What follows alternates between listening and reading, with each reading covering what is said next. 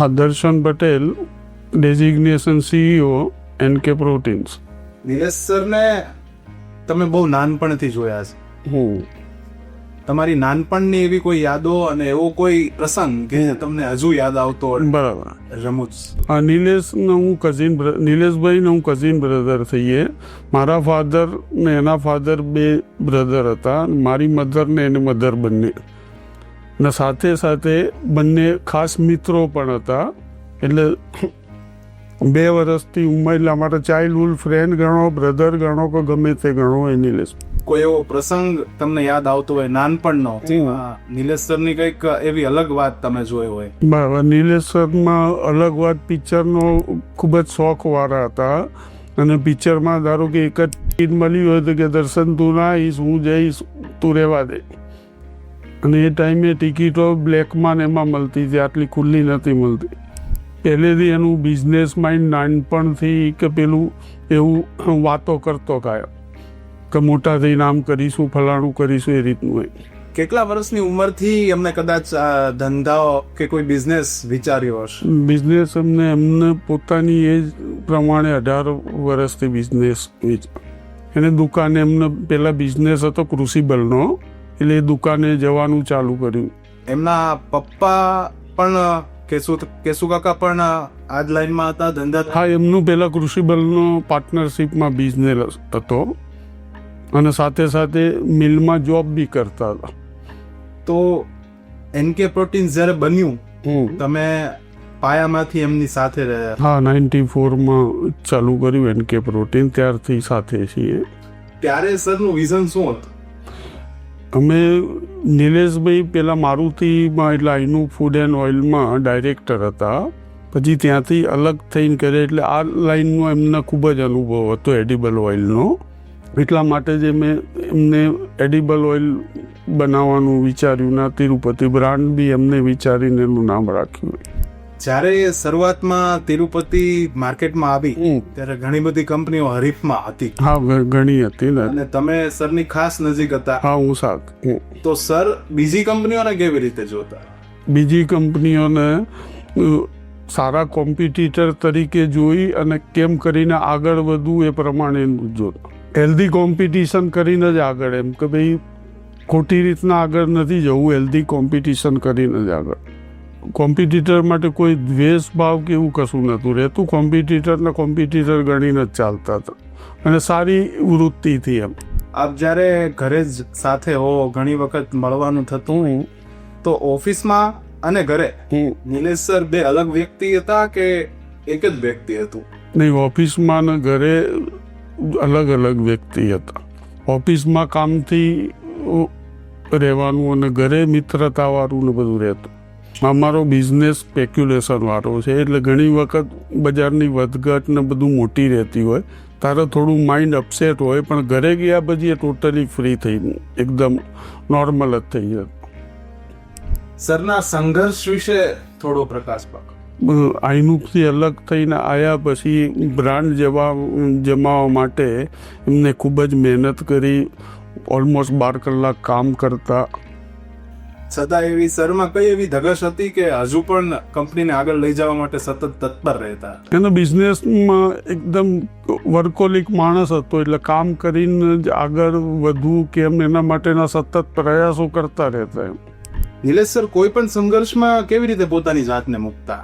એ માનસિક હોય, આર્થિક હોય, વ્યવહારિક હોય કે સામાજિક હોય? એકદમ શાંત મગજે કોઈ પણ તકલીફ પડી હોય તેનું ચર્ચાથી નિરાકરણ થતું હોય, ચર્ચાથી કરવાનું.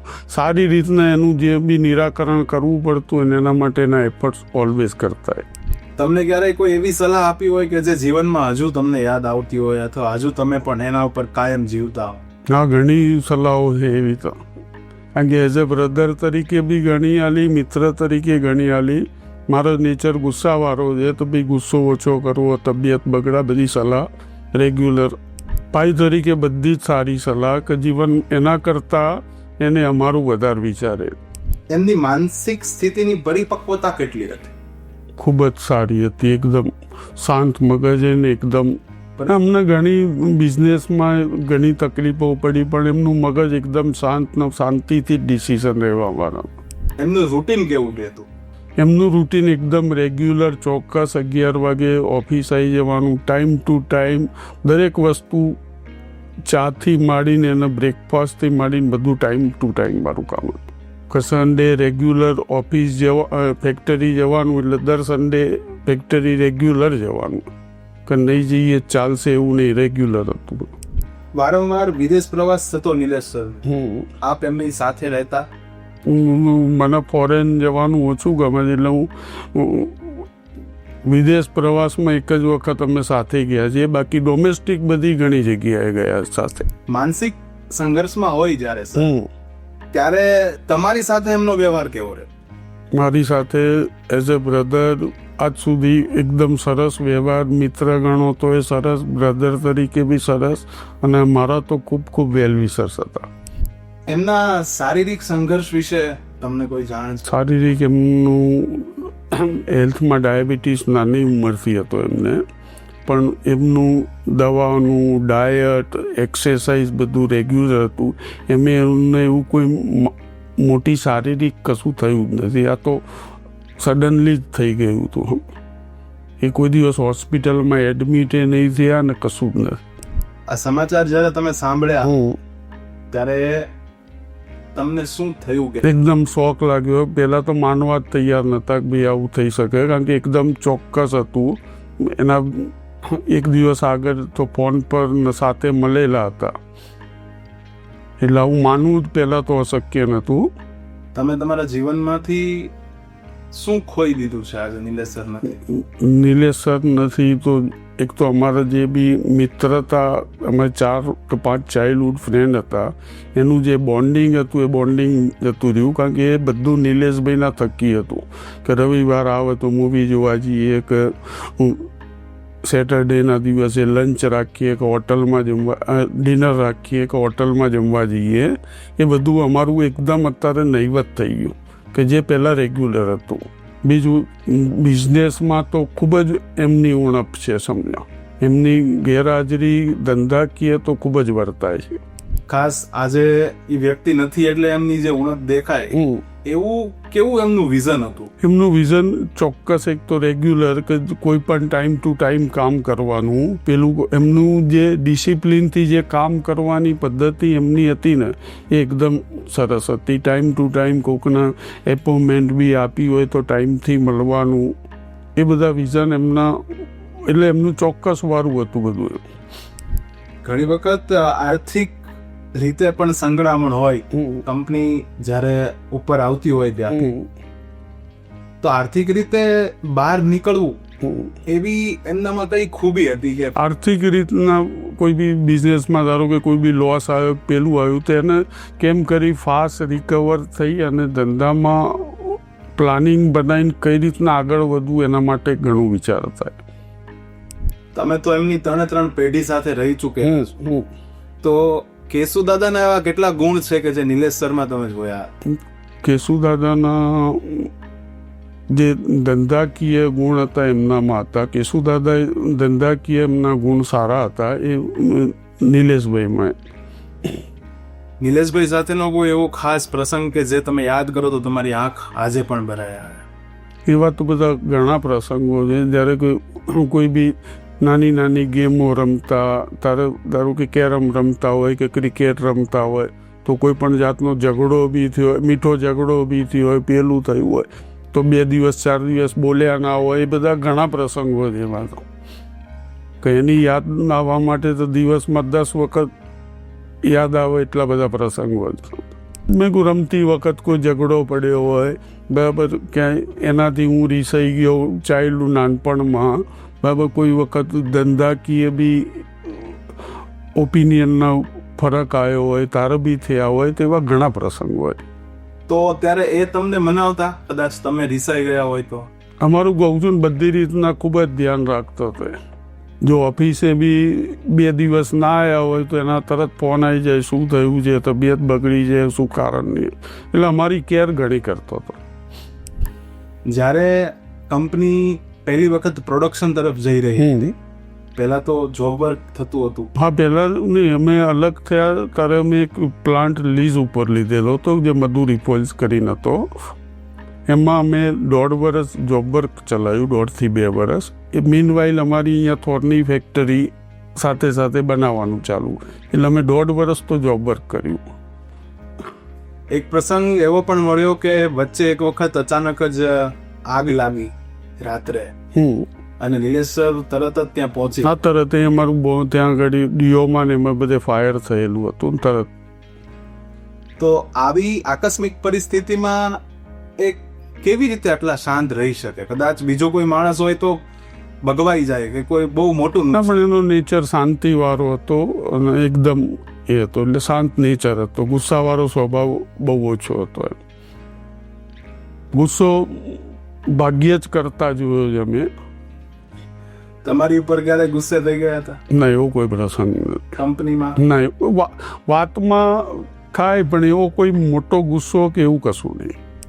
એ તમને કદાચ આટલા વર્ષોથી તમે સાથે રહ્યા, કદાચ તમને ટપારવા હોય, તમને કશું શીખવાડવું હોય તો કેવી રીતે તમને ટેકલ કરતા?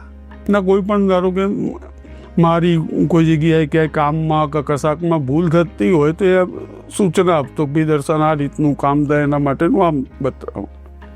અને કદાચ તમે સામું સજેશન લઈને ગયા હોય તો એનું વર્તણૂક કેવું રહે? ના, વર્તણૂક એ વિચારતો કે ભાઈ આ મારા કરતાં દર્શનનું સજેશન સારું છે તો એ એપ્લાય કરતો, ના હોય તો કે ના તારા કરતાં મારું સજેશન સારું એ એપ્લાય કરતા.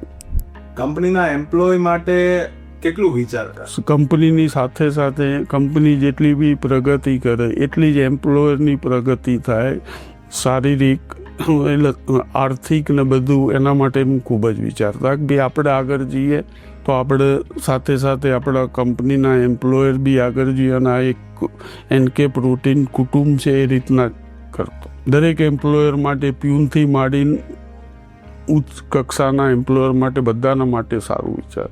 ઘણા બધા લોકો એવા છે કે જે 20 વર્ષ હા, વધારના અમારે અહીંયા ઘણો સ્ટાફ એવો છે 25-30 વર્ષથી અમારા સાથે સંકળાયેલા છે.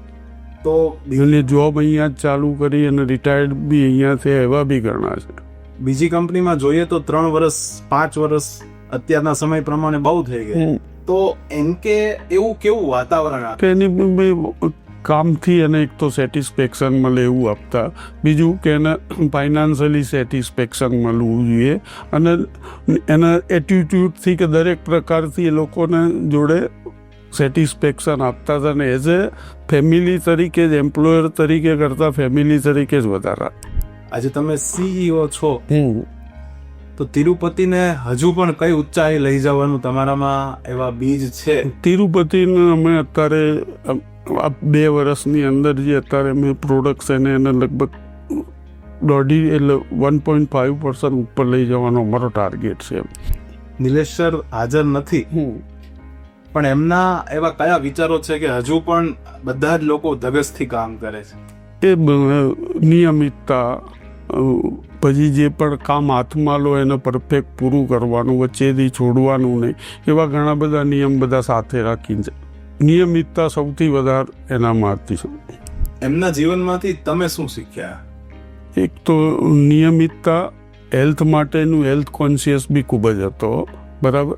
એના એવા 5-7 ગુણો એવા હતા કે જે જીવનમાં મને નહીં દરેક વ્યક્તિના ઉપયોગમાં આવી શકે એવા. નિયમિતતા એક તો ખૂબ જ હતી કે ધારો કે એને ચાલવા જવાનું ચાલુ કર્યું હોય તો ગમે એટલું વરસાદ આવતો હોય, પેલું થતું હોય, છત્રી લઈને ચાલવા જવાનું એટલે જવાનું. અને અમે ચાઇલ્ડ એટલે એનું અને અમારું મકાન જોડે જ હતું, એટલે મિત્ર બી અમે સાથે જ રમતા, સાથે પેલું કરતા. એટલે જ્યાં સુધી અમે મેરેજ નહોતા થયા બંનેના ત્યાં સુધી તો અમે જમતા બી એક સાથે, બરાબર. કોઈ પણ જગ્યાએ જવું હોય તો એક સાથે. એટલે 24 કલાકમાંથી 23 કલાક અમે સાથે ને સાથે રહેતા. આવું અમારી એજ જ્યાં સુધી 18 વર્ષની ના થઈ દે, મારી ને એની એજમાં 1.5 વર્ષનું, હું 1.5 વર્ષ મોટો છું એનાથી, એ મારાથી નાનો હતો. એટલે મને તો સૌથી મોટી દરેક રીતના ગણો તો સૌથી મોટી ભાઈબંધ તરીકે ગણો, બિઝનેસમાં ગણો કે દરેક રીતના ભાઈબંધ, બિઝનેસ બી સાથે કર્યો અને ઓલમોસ્ટ 55 વર્ષથી સાથે ને સાથે જ. જ્યાં સુધી એ હતો ત્યાં સુધી 24 કલાકમાં 12 કલાક પાછલા, અત્યારે બી 12 કલાક સાથે જ રહેતા અમે. રોજ સાંજે એના ઘરે બી ભેગા થવાનું, કાં મારા ઘરે ભેગા, કારણ કે 2009થી જ આ બાજુ રહેવા આવ્યો, બાકી તો અમે સાથે જોડે જ રહેતા, બંનેના મકાન પાસે પાસે જ. એટલે મને તો બહુ ખૂબ જ એની દિવસમાં અત્યારે બી 10 વખત યાદ આવે. ભગવાન એની આત્માને શાંતિ આપે, પ્રાર્થના કરવા. અને અત્યારે બી સવારે રોજ એની આત્મા માટેની પ્રાર્થના તો ભગવાનને પગે લાગે ત્યારે કરીએ જ છીએ.